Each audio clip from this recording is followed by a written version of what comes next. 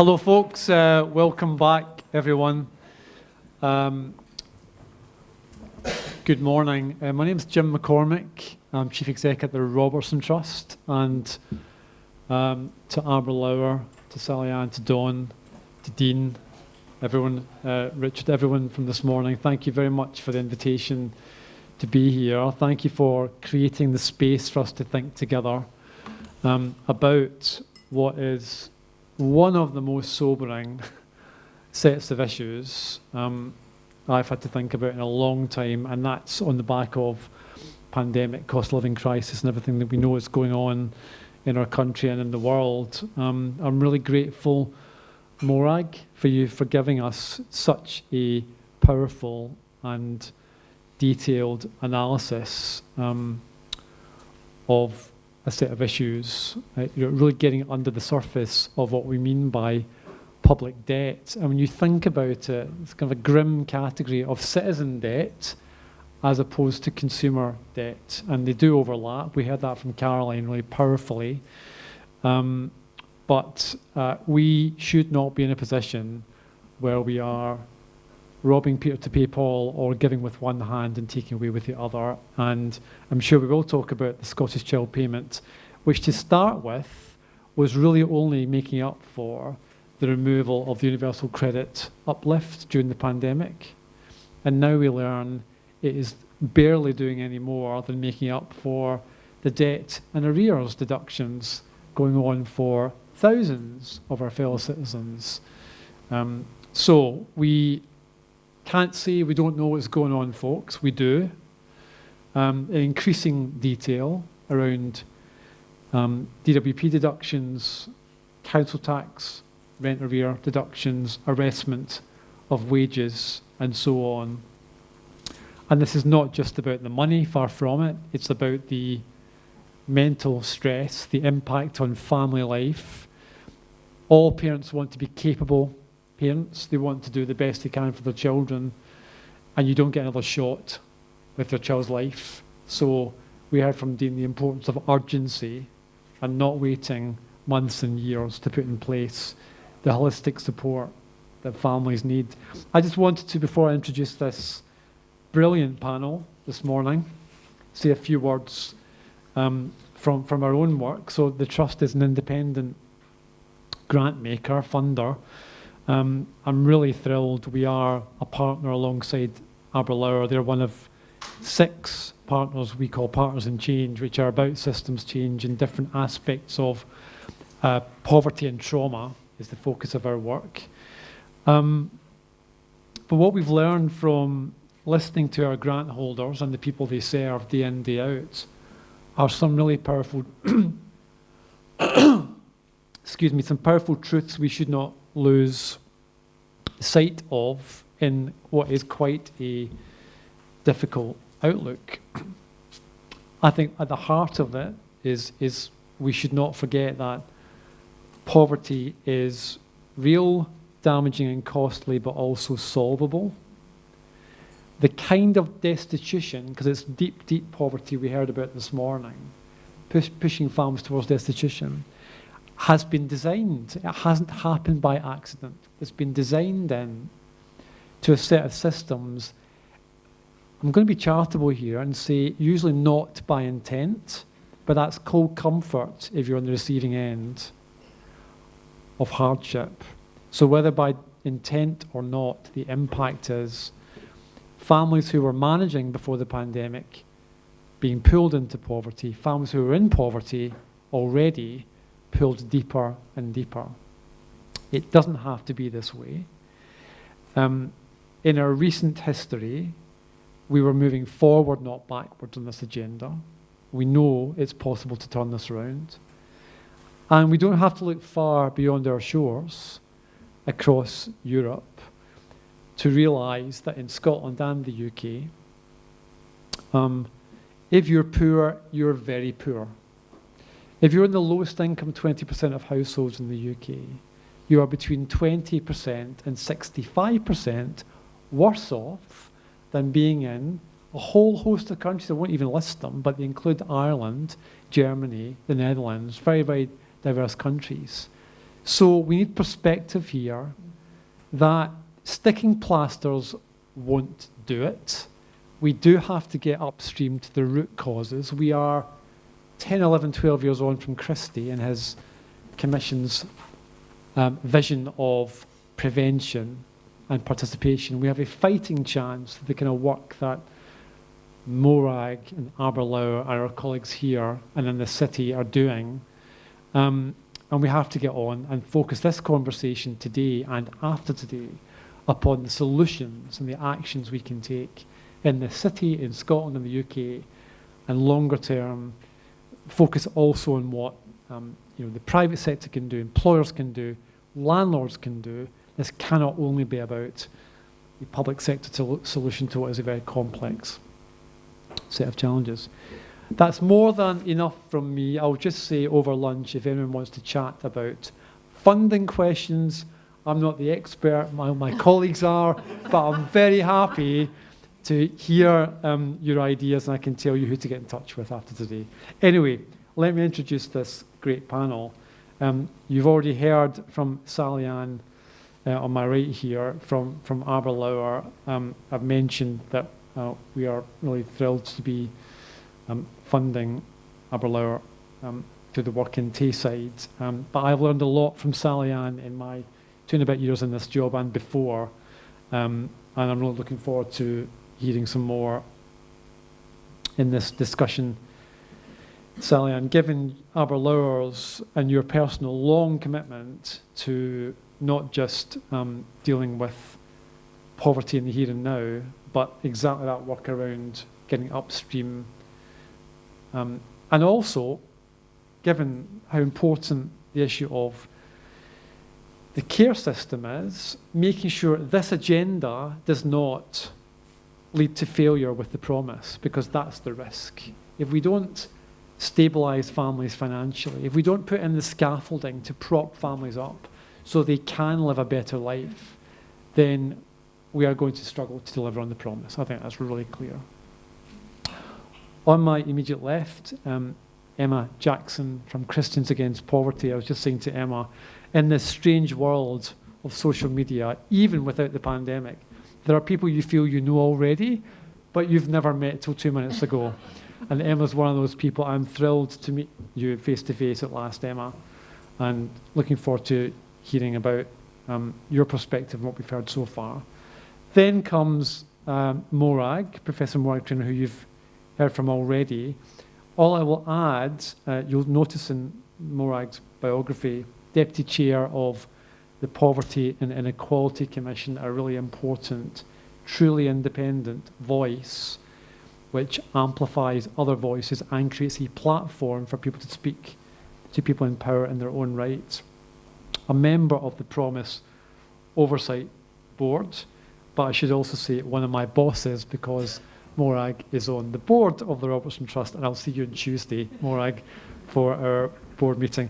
And last, but far from least, pleasure to welcome Pam Duncan-Glancy. Pam, you will probably know, is the first elected member of the Scottish Parliament to be a permanent wheelchair user. She is a Glasgow list member for Scottish Labour and that party's spokesperson on social justice and social security, and on the same committee at the Scottish Parliament. I love this line in Pam's biog.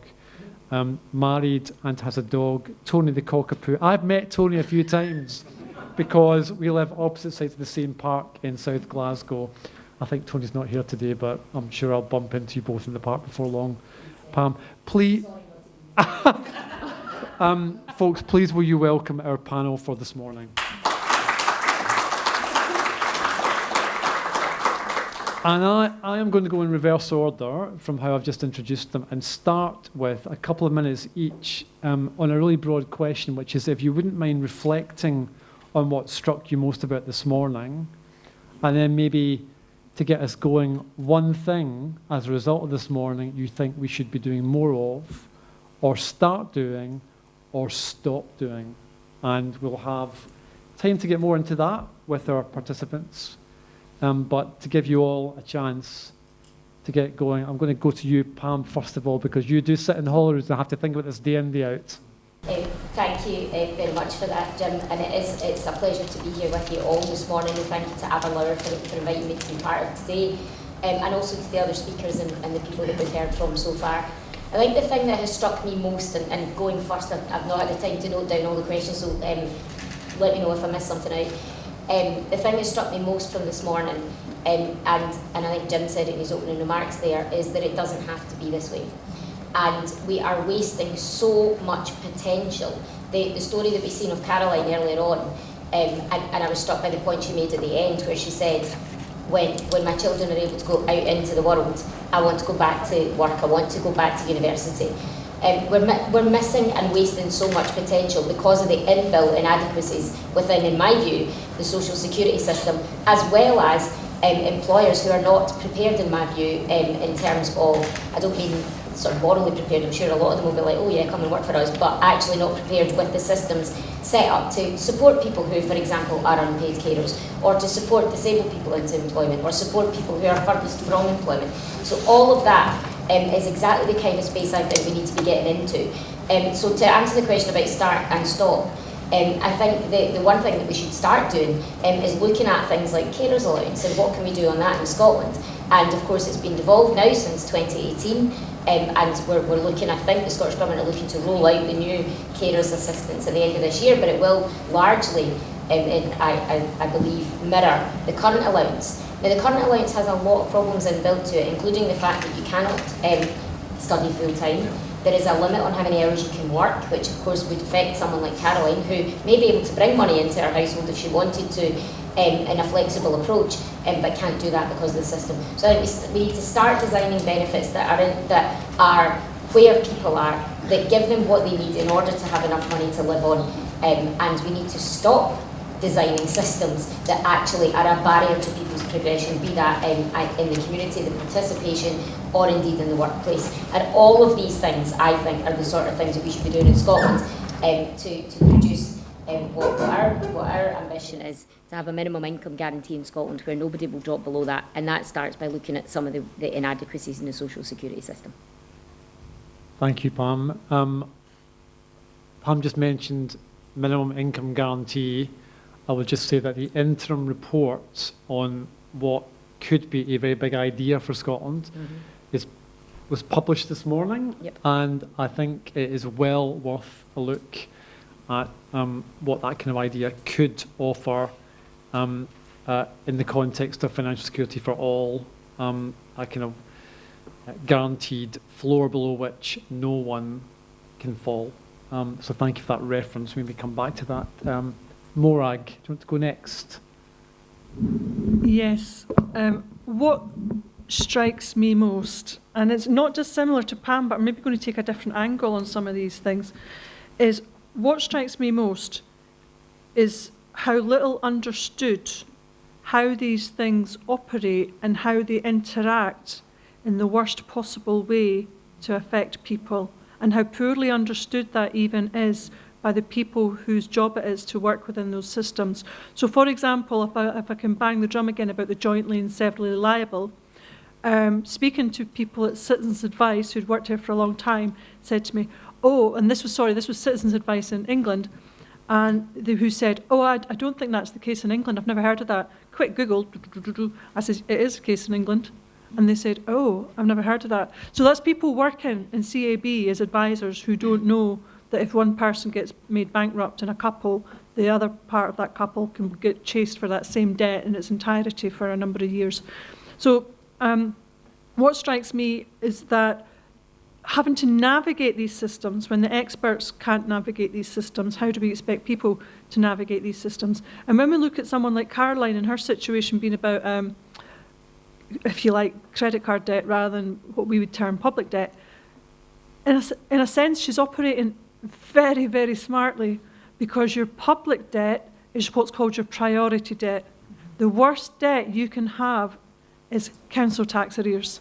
It's the most punitive, it's the most quick to go to court, it's the one that will get the charges piled on.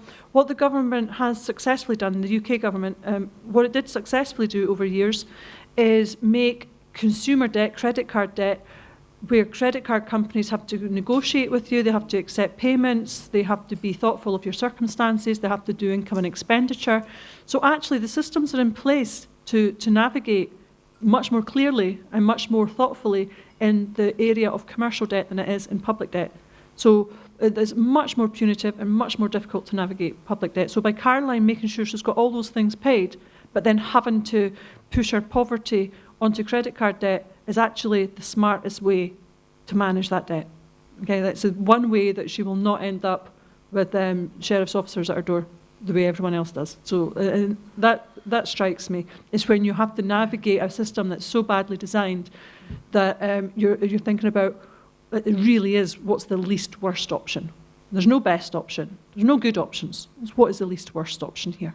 What is the one that's not going to do the most damage to me and my children? What this more start stop, I will do the stop. And similar to what Pam was saying, I think the whole system is designed, the social security system is designed by people who have no idea and have never probably been on benefits themselves. And they're designed in little silos, and how they interact and how they combine is often not thought about. So if, for example, Caroline was allowed to study or earn more money and receive carer's allowance, then she would be bringing money into her household at no cost to the state. So this is cost-free, no cost to the state, bringing money into her household. And what we know about is when people on low incomes get more money, it is spent locally in their community. They use local shops, local facilities, local activities, etc. So it's a benefit not only to the family, it's a benefit to the community, and it costs the government nothing. There are other similar situations that I could go on at length, but there's just one other that I'm going to talk about because it's a real bugbear in mine at the moment.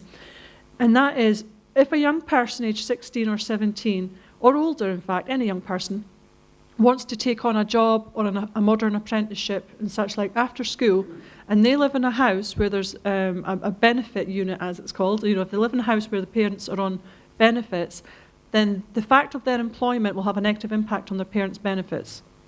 So we have got situations where young people are being offered apprenticeships that they cannot take up because of the negative impact it will have on their parents' benefits. Now, that is an absurd system. What you're doing is you're preventing young people from progressing, you're preventing them from bringing money into their household, again, which will be spent in a local community and increase the income in the house, and again, at no cost to the state. So I'm talking about, why don't we introduce things that wouldn't even cost a penny to the government, but are just sensible and thoughtful and not judgmental or punitive. And it's very difficult to think that these things are not a bit intentional sometimes. I do the same. I think, well, these are I call them the unintended consequences of the benefits interaction. But I have to work hard to believe that they're unintended. I really have to work hard at that. Yeah, I think there's probably, sorry, shall I move it? Okay. I think there's probably a couple of things that have really struck me from the conversations that we've had this morning, and it was just such incredibly powerful insight from Dean and Caroline. Thank you again for that. I think the reality of the issues that we're facing are that they're happening at scale. Your story is unique and personal to you, as is Caroline's, but the devastating reality is this is happening to thousands of people all across Scotland. At CAP, we're a debt help charity that supports and provides debt help for anyone, but particularly we work alongside households with the lowest incomes to help people journey out of debt.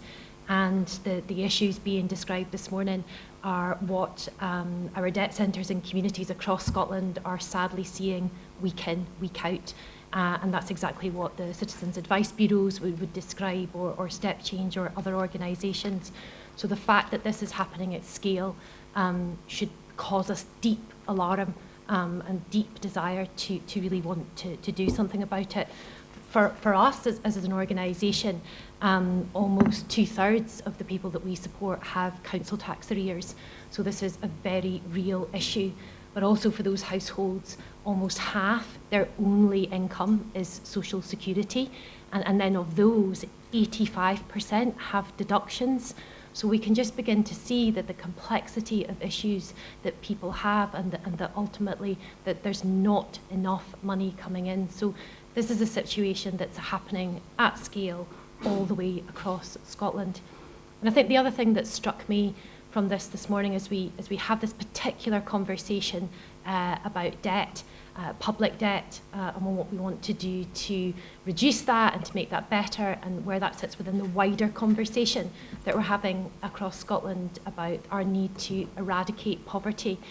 We don't just want families and individuals to be able to survive, but our aspiration has got to be for flourishing, for people to live whole and full lives. I loved hearing what you were saying, Dean, about your son's ski trip. And our desire as parents and citizens of Scotland is that young people would thrive, that they would have great opportunities and go on to do good things.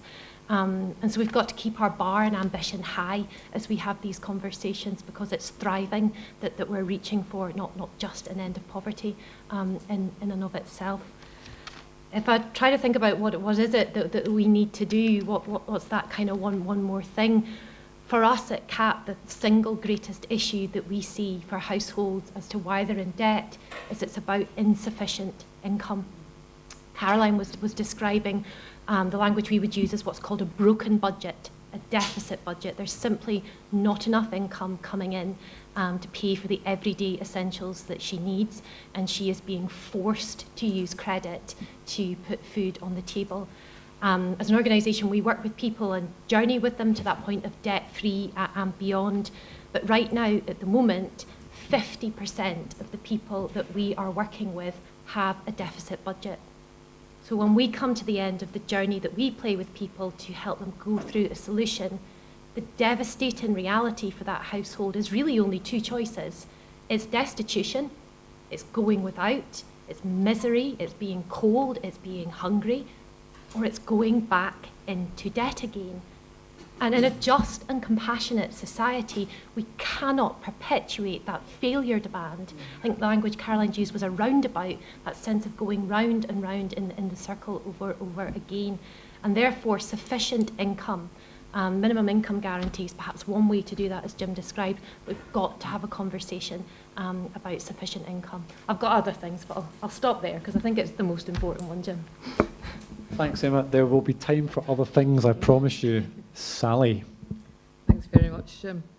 So I suppose when I was listening to the inputs this morning, there was something that really hit home to me, and has hit home to me a number of times when I've been working with colleagues that are giving grants through our Urgent Assistance Fund. And I think through COVID, we had a kind of different experience. And I suppose the thing that struck me was, and I talked a wee bit about the state harm. So I'm going to be very bold and say that I think these systems are deliberately designed to inflict pain and harm on people, because underwriting the systems is a narrative, a political belief that there is the deserving and undeserving poor, and the undeserving poor should be punished if they don't follow the expectations of the political narrative that has become prevalent in our society, which is that politicians have been able to talk about hostile environments, not just in relation to people seeking sanctuary in our country, but also in relation to people who rely on benefits from the state. That's also been referred to.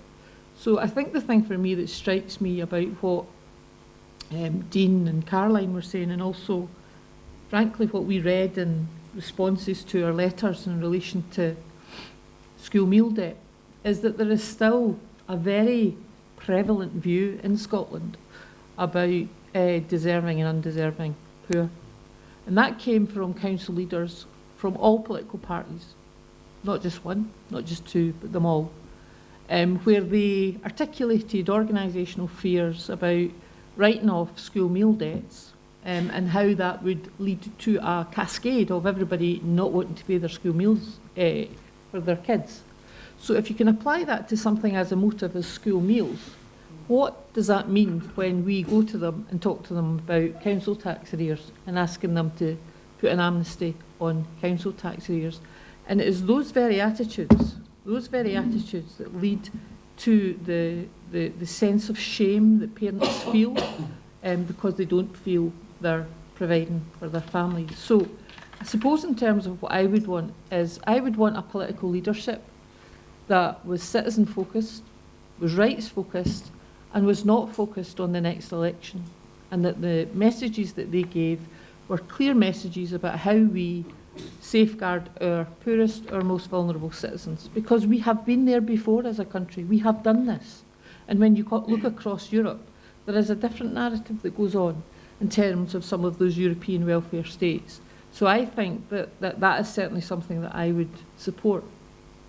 But in terms of immediacy, I think that during COVID we did, across the UK, some transformational things at the time that I welcomed, in terms of furlough, in terms of pausing public debt collection, etc. Because it was a real crisis emergency situation, and one of the reasons, and I don't want to downplay COVID in any way, because you couldn't, but we were all affected by COVID. So it was an obvious emergency to our whole society, but especially to the politicians. But if the politicians aren't near enough poverty to recognise it, and they're not near enough the cost of living crisis to understand what it looks like and feels like for people, it will never be treated as an emergency in the same regard that COVID was. So what I would like is for us to acknowledge that the cost of living crisis that we are facing at the moment is an emergency, needs an emergency response, not just at UK level, but in Scotland, and that we look to put pressure on our politicians to pause public debt collection during this cost of living crisis, to give people the opportunity to take a breath, to try and stabilise their family's income, and to actually be able to feed their children on a consistent basis. We do have a minimum income guarantee in this country. It's just not high enough. We have completely compromised the benefit system, the welfare system, in a way which means that people simply don't have enough. So my next stage after we do that freeze is to have a review of payment arrangements for people and make sure that they do keep up with the cost of living, whatever that might be, and also that we embrace a welfare state and an approach to support for our people that is inclusive and is not stigmatising.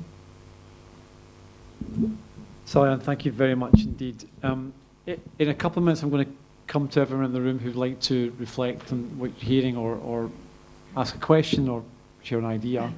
But just briefly to go back down, if I may, we've been referring to how things work in other countries, even though they vary hugely. We're talking here mainly today about financial family well-being and the role of money. I'm struck by, if we zoom out, how important tying this into a more just economy, rather than just this in isolation from everything else, about a low carbon future, that's baked into this as well. But my sense is that we're also stuck, as well as with the deserving, undeserving, poor distinction, we're stuck with a view very often that making progress on this agenda will be more costly, or will damage the economy. Actually, the opposite's true. Get this right, you save money, you save heartache, you get better outcomes, you probably collect more tax in the long term. And so I'm wondering where we go with this in Scotland specifically for this next response. Given Morag's work has revealed pretty staggering variation across Scotland, which means the extent to which children's rights or not are being upheld depends where you live. And then on the other hand, we might feel a bit squeamish about how much should be set centrally versus local autonomy. It seems we've got ourselves into an almighty mess, and the people paying for it are children going hungry and parents worrying about how they're going to keep a roof over their head. So what does this mean for our governance in Scotland and for the priorities we set from this point on? What do we say to the next First Minister on this agenda? I won't assume it's this order. Pam, do you want to jump in? I'm happy. Okay. I'm happy to take that question first. I mean, the next First Minister's entry is growing, and if I'm honest, is grim. The next First Minister has a lot to deal with. The poverty statistics out yesterday showed that actually in most measures we're stagnating at best. And in some measures we're getting considerably worse. Families with a disabled person in them, the poverty is rising. BME families, poverty is rising. In some cases it's up to 50%. 50% of those families are living in poverty in Scotland. It's absolutely staggering. So the next First Minister really has a big job on their hands. And I think as our party spokesperson on social security, you might expect me to say this, but I think one of the first things we need to do is looking at all the social security powers we've got. We heard earlier, I think it was from you, Dean, about the delay in getting the Scottish Child Payment. It isn't good enough just to say we've got these things in Scotland, and I'm afraid to say, and forgive me for being political, but I suppose as the only politician on the panel, if not in the room, at least with a capital P, I think it's unacceptable that we have a government that says we've got a Scottish Child Payment. It's a great thing. I think the First Minister said yesterday it was one of the things she's most proud of. Nobody can deny the Scottish Child Payment is a good thing. Of course it is. It's putting money into the poorest families' pockets. It's desperately needed. But we can't have a situation where it's not properly delivered, and I'm afraid the more and more I'm digging into social security in Scotland, the more I'm seeing that. So the winter heating payment, for example, looks like it's going to be a spring payment by the time it's actually paid. And I'm not just trying to be provocative here, but these are the sorts of things that the next First Minister is going to have to handle. How are you going to sort social security in Scotland? How are you going to make sure that the agency is delivering exactly how it should be? And it's not good enough to have these high-level promises, although they're important, and they're certainly a stark contrast to what the Tories are doing. And we shouldn't forget that. But we also need to make sure that we've got a system that can deliver them on time, can reach the people that need them, and that they're set at an adequate. That's the challenge, I think, or one of the challenges that the next First Minister has in their inbox. Any more? Yeah, I would say what you kind of touched on there, Jim, is the local and central tension that we have in Scotland between the Scottish Government and the local authorities. It's not a positive relationship, it's not a good working relationship, and I think it prevents positive action on various things. For example, when we had the social fund as it was in social security, that was a UK national fund that people could access, and there was a right to access that fund. And then when it was devolved to Scotland, there wasn't a national mechanism at that point for paying people in Scotland because we didn't have a Scottish social security. So it was devolved down to local authorities, to councils, and it was called the Scottish Welfare Fund, which you'll all be familiar with. That replaced the social fund, and it was put to councils because there was no national delivery mechanism in Scotland for that. Now, some of the work I've done on how that operates and how people try and access that and their success or not in accessing that, the variation across Scotland is absolutely staggering. How much money you would get is staggering, whether or not you get it is staggering. It's based on the decision making of people in councils who I don't think are adequately trained in what the issues are or have a deep understanding or knowledge about what the issues are. So when we've spoken to Scottish government and said take it back into national control, make it part of Social Security Scotland, that's what it replaced. It replaced the social fund. We now have a delivery mechanism, and it's like, oh, we can't touch that, So there's very much an unwillingness to do something radical, do something that'll make local authorities upset, which I don't know why, because they're already upset. They're upset by their funding cuts. So, I don't think you're going to make them even more upset by doing something like this. Or you put some national guidelines around it that say, these are the rules, apply it equally and apply it fairly. And that goes from free school meal debt, to the Scottish Welfare Fund. It's all applied unequally and unevenly across Scotland, and it's problematic because it does the rights of some children are more important in some areas than the rights of similar children in different areas, and it's on the whole it's not good enough. So that's what I'd be saying is be bold, be brave, and basically sort the mess out. I'll get in there and tell them what to do. More, there's a vacancy going available on Monday. I think there'll be about 30 on Thursday.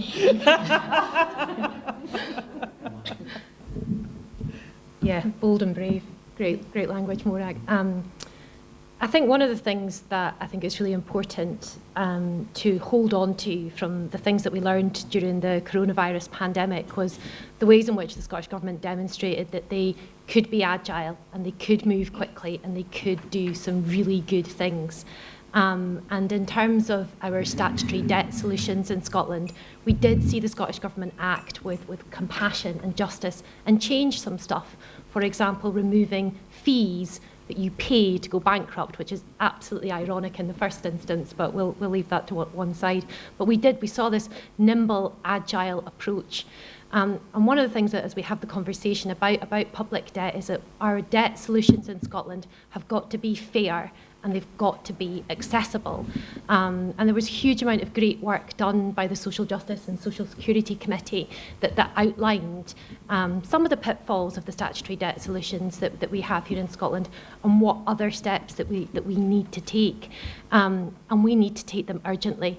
Morag highlighted the very punitive measures around bank arrestments and wage arrestments that are absolutely devastating for families, not just in the short term as they don't have access to that money, but the long-term trauma of having no access to any money there. So there's definitely things there that we could be looking at. And again, just that kind of agile, nimble approach I think is really important. I've already mentioned sufficient income, so I'm not going to go back over that one. But alongside sufficient income, we've got to have a sustainable infrastructure for people. Because if you think about balance in your household books, it's not just what you have coming in, it's what you have going out. We know that we have massive issues with childcare costs still and access to childcare, particularly for rural communities. So we need to continue to see further action in that space. And our transport infrastructure, the Poverty Alliance, and many people here have probably been part of the campaign of Everybody Aboard to see free bus travel, not just for those younger in society, but for all of those who have universal credit, because that's the sort of thing that would make a massive difference to people. Our debt centre in Wishaw, Nikki, the debt centre manager there, was telling us about somebody that they're working with, public debt's part of the issues that they are facing. Lots of deductions coming out, tiny amount of money to live on. And they were finding themselves in a weekly situation where they had an essential medical appointment to go to that was part of their recovery and getting better, but also needing to travel to go to the job centre. So failure to go to the job centre was going to land with sanctions and deductions, but failure to go to the medical appointments resulting in that person not getting better. And we've just got people trapped in a situation like that. And so the infrastructure changes as well as sustainable income, I think, could make a massive difference. And I think the final point that I would make, I think is really critical for our next First Minister is, whilst our conversations today are rightly focused on families and children, as we have this conversation, let's make sure that we don't leave anybody behind. Some of the data from the poverty statistics yesterday was revealing the particular impact on single adult households, actually single men in particular. And that's something we see a lot at CAP in terms of the clients and people that we're working for. So as we dream and come up with solutions, and our next First Minister does too, let's make them not just for our children who desperately need them, but for all of our citizens in Scotland who need that support. Emma, thank you very much indeed. I'm going to let's have 10 minutes, come stand between you and lunch. Yeah, yes. Yes. You have 1 minute, sir. 1 minute, sorry. So I think probably what I would do, who am I to tell politicians what to do? But there's an immediacy here. There is an urgent issue here. And I think that any new First Minister coming in needs to accept that immediacy issue has to be addressed. So for me, I don't disagree with anything that's been said around road infrastructure and all this. However, the things for me are there needs to be an attempt to repair the relationship between Scottish Government and local government, and for people to work collaboratively on what is a national emergency. And that means renegotiating around the reclamation of debt to public bodies from some of our poorest families. I think that we need to make sure that that scaffolding infrastructure that's around families, the types of support that Dean talked about taking years to get, has to be strengthened. And I think that the new First Minister, therefore, and I will not name any projects in particular, but it really needs to think about the commitments that have been made to massive structural changes in the delivery of social care and social work in this country, and ask themselves, first of all, is the money there to do it? And is this model the right model? And if you can't answer a definitive yes to each of those, stop it. And make sure some of that money can be dedicated to investing in families at the earliest stages. And that would include additional investment in childcare. Thank you. I think it's really, really helpful to think in terms of things we should stop doing as well as start doing. There's a candidate. Okay, so we don't have a lot of time before lunch, but I'm really keen to get 3 or 4 voices, and if it's okay, we'll just take them together, Martin. So, and then I'm going to ask for brief reflections, not on every single question, but on something you've heard that you really want to address. So, let's see who would like to ask a question or just reflect on what you've heard so far. Thank you. Please tell us who you are if you wouldn't mind. Afternoon, everyone. I'm Graham from the Vardy Foundation, and I'm also from the Aberdeen Financial Fairness Trust. Just a reflection. This is our national shame. Undoubtedly Scotland's national shame, and there's an awful lot of frustration in this room about the things that are not being done. But I think part of the problem is we need to start a different national conversation about this. We spend our time as a country worrying about ferries, worrying about bottle deposit schemes, worrying about the gender bill, although we should, and if I can be provocative, worrying about independence or talking about those things. We're not talking about the things that matter. So I'd like us to think about how we work together to raise awareness of these issues in a different way, because you've made the points repeatedly as a panel and very effectively. The people at the top aren't listening. The people that are responsible for designing these systems, that are responsible for delivering these poverty, they're not listening. So we need the whole country to be talking about these issues in a different way. Sorry, I'm very frustrated about this, but it's just something that we need to have a national conversation about. And the deserving, undeserving poor point made earlier is very valid. It's just something that, for whatever reason, is not at the top of the agenda of most people in this country, and we need to change that. Just behind you, Martin. Hi, I'm Neil McIntosh from NSPC Scotland, and I'm also a board member of North United Communities in Glasgow. Bit of a reflection and a question, really. Like you were saying, Emma, about the government being agile. Like during COVID, we saw Glasgow end rough sleeping overnight, but yet last weekend I'm in Glasgow city centre, socialising and seeing about 300 people queuing under the bridge of Central Station for food who were rough sleeping again. How can we go from that during COVID to how we went backwards again? And then a very recent reflection, I've seen Glasgow's budget published recently with a 20 million cut to health and social care. Yet Glasgow City Council have managed to find so much money to redo the steps to go into the I can't remember the name of it. The Buchanan Galleries and the concert hall, and you just think that's a vast amount of money that's been spent on that. Yet we're cutting health and social care, which is providing for our most vulnerable citizens. It seems absolutely outrageous to me. Anyway, that's just my thoughts. Thank you. Should we take one more? Yeah. I suppose it goes back to Graham's point and some of the points that have been raised. We need to look at this from a public health perspective. We are actually seeing people who are coming to our urgent assistance fund, who we are working with day in, day out, who are actually starving. right, who are dying on our streets because of poverty. You know, parents, I think, Morag, you had mentioned it, and it's something that we see in our Urgent Assistance Fund and also in our support services. Mental health is one of the key issues that we are seeing alongside poverty. So we need to deal with this as a public health crisis. Thank you. The last word will be this gentleman at the front. Hiya, I'm Darren. I'm one of our lead practitioners for Aberlour here in Dundee. I work with Caroline on a near daily basis, and it's just lovely to see the reception to that video. Really pleased to see it had such an effect on the panel. As a sort of aside, I was just thinking in terms of the minimum income guarantees that we were talking about. We were talking about Caroline being supported to provide some form of work because she's clearly willing and able. I'm just thinking, why does it have to be work?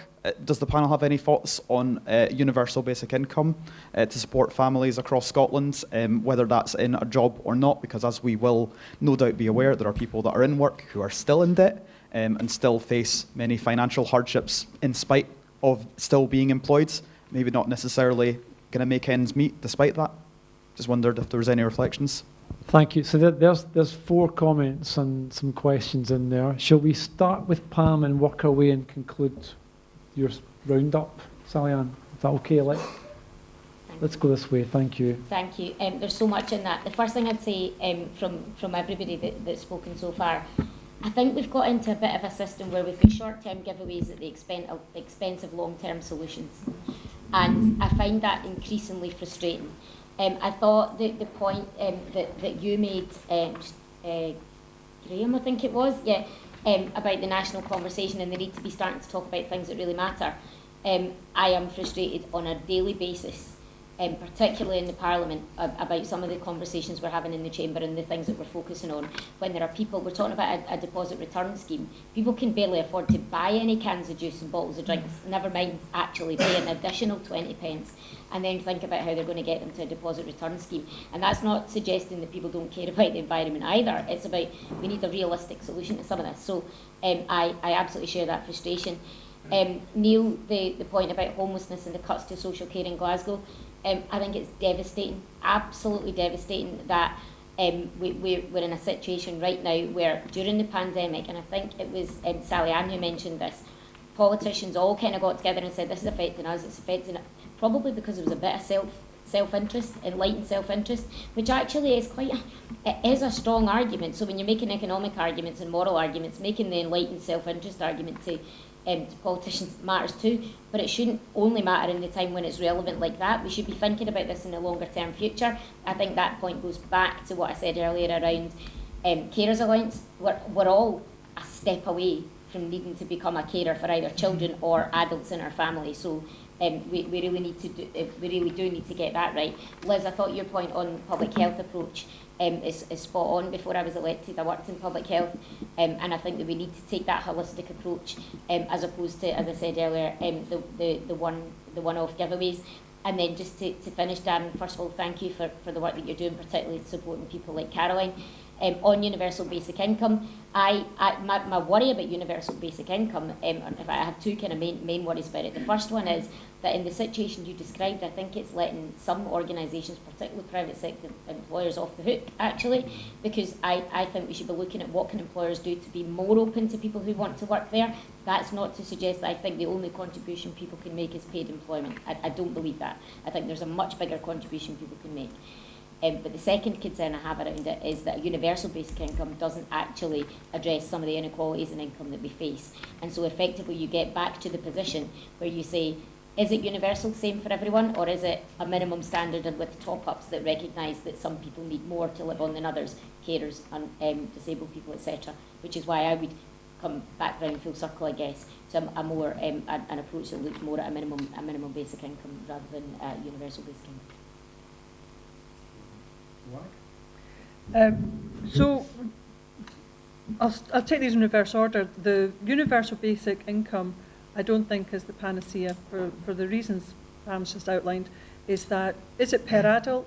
Do children get basic income? What if you're a lone parent? Do you get half of what a couple parent family gets? What if you've got 2 children? What if you've got 4 children? What if you've got needs because of disability as an adult or disability as a child?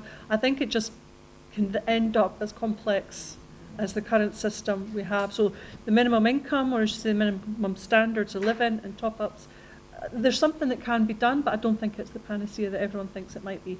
But completely agree with the concept of it doesn't have to be about paid employment. I am one of the people who have emphasised that for years, that I would rather people could go into studying. Obviously, I'm at a university. I would say that people should be able to study on their benefits, or volunteer on their benefits, because these are things that actually lead to employment as well, should people then choose that. So I'm completely with you. We were just talking about how people receiving carers benefits should be allowed to study and volunteer and do other things as well. The public health approach, absolutely, but I have to say Public Health Scotland are really good around poverty and what they do around poverty. But again, it's that national conversation that Graham's talking about. I don't think Public Health Scotland and the Scottish Government have got a strong connection either, it seems to me. You've got one organisation that's saying great things and another organisation that doesn't seem to be listening to that organisation. So I think that's problematic. And the national conversation is problematic because of the tensions between national and local government. We need to reset the relationship, as SallyAnn said, so we can reset the conversation, so we can reset the responsibilities. Because what happens is when you cut, what ends up happening, the guy at the back from NSPCC said, is that they immediately, once you cut an organisation's funding, they immediately cut their funding to the most vulnerable. That's what goes first, because those people are usually the powerless, the voiceless, and can't object. That will go before they allow the steps on the concert hall to get rickety, or the art galleries to get rickety. That's what happens. A colleague of mine, Suzanne Fitzpatrick, did a really interesting paper that was around these local and national approaches, and it was around homelessness, because that's her expertise. And what that paper showed is when we had Louise Casey as the homeless czar in the noughties, homelessness in the UK, or it would be the UK, and the approach was different, and therefore the local authorities' approach was different when you had a central, powerful voice and advocate in central government who was a visible figurehead. We don't have a visible figurehead for any of these problems that we face, either in Scotland or in the UK. The Scottish Government, I think, missed a trick by not having a minister for children, or a minister for poverty, or a minister for child poverty. That's a lack. You need a central figure who the country can see is responsible and who cares about those particular issues, I think. So I think, again, the conversation, the national, local thing in Scotland, I find problematic. Yeah. Few reflections. I think, Neil, you're spot on. It's really hard to face the reality that we feel like we're going backwards from the things that we did during COVID. Particularly, I guess this week, this kind of 3-year anniversary of going into lockdown, and in some spaces and places things are as bad, if not worse, than pre-pandemic levels. The pandemic was that thing where we did all face the same storm, but became aware of actually the different boats that we have, and this kind of metaphor of realising that some boats are so deeply damaged and broken, yet we're still letting them adrift. And the rising tide of poverty is pulling people under. So yeah, this has to be, as I've mentioned already, at the top of the next First Minister's list to look about how do we claim back some of that agile approach that we had in place. I think, Graham, to pick up on the piece on the national conversation, it's absolutely critical that we do something to dispel the myths that we have around the undeserving poor, or the fact that people just go out there recklessly kind of racking up debts. It's just not true, and it's just not what we see in organisations like ourselves at CAP, or indeed Citizens Advice Bureaus would tell you that most people want to pay their debts back. People want to live with dignity and pay their way through society. Nobody chooses to be, or very, very, very few people choose to be in debt. Nobody wants to go through insolvency. So we've just got to help to reframe that conversation and tell the real story of the structural injustices that are pushing people into debt and poverty, that then mean that they kind of have to go through those solutions. And as well as what Morag said, I think that's an excellent point about having this kind kind of national focus at government level, ministerial level. We must make sure that the work we do has those with lived experience right at the heart of it, that voices like Dean's, like Caroline's, like others are front and centre as we co-produce the solutions for a just and compassionate Scotland. Thank you very much. And as I pass the mic to SallyAnn with final words before lunch, I will just say thank you to the panellists, and I will also chuck in a tuppence worth, which is to reflect that 30 years ago this month, I finished a PhD on the poll tax, if anyone remembers that. Groans all around the room. 30 years on, we have a local tax base in this country, virtually unchanged, the council tax. We've been talking about arrears and debt. What we're not talking about is changing the local government tax base to be more diverse and robust and fairer. And unless we're talking about that, and successive governments have ducked that challenge, under devolution, we have not revalued our property base for 30 years. And until we take that on, I suspect we'll have one hand tied behind our backs. SallyAnn. Can't pay, won't pay, Jim. I remember it well. I didn't pay. They might still be chasing me. So I suppose starting with the whole concept of the universal basic income for the whole of our citizens.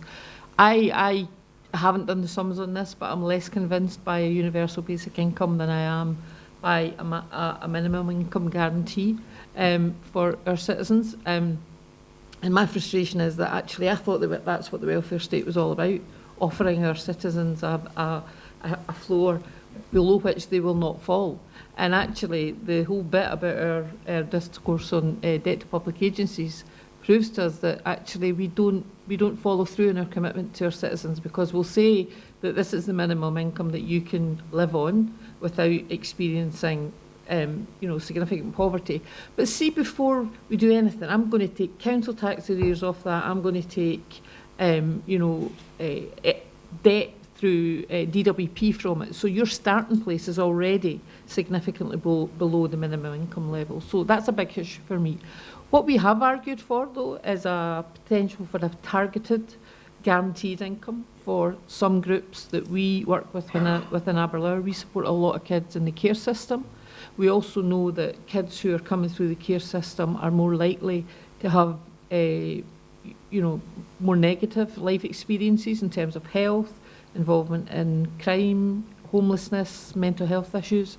So we're arguing that, and we also know that when they leave care, they sometimes simply are not in touch with services, so they become quite isolated. So we've certainly supported the concept of a guaranteed income based on what the Welsh Government are doing, piloting at the moment for our children in Scotland. And I think that that's fully in line with the promise. It's been really hard to get political sign-up to that, I have to be honest. But I think when you look at the kind of the real negative outcomes that some of these kids experience, including death, then we need to, as a nation, have a think about how that might work for those young folk. In terms of the public health approach, I wouldn't disagree. I think, though, that Scotland needs to understand what a public health approach is. It isn't what was happening during COVID. That was not a public health approach in the kind of keenest sense of the word, because public health approaches are about how you keep your citizens well through the life course.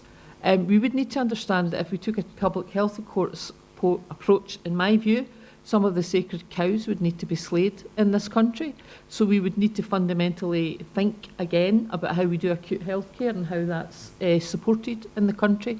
I love the NHS. It's been a great service to me and my family, but it's not faultless, and there are real fault lines in the NHS that need to be challenged.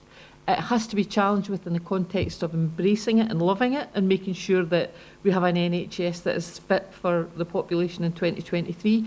But you cannot have a wholly public health approach without fundamentally challenging what our NHS does currently in terms of the managerialism and some of the kind of more negative aspects of that monolithic organisation. Controversial, I know. It's not an Aberlour position, that's just my position. I think the floor is yours to Oh, is it again? Yes. Yeah. Do people mind if I just sit here and say thank you? I want to thank the panellists firstly.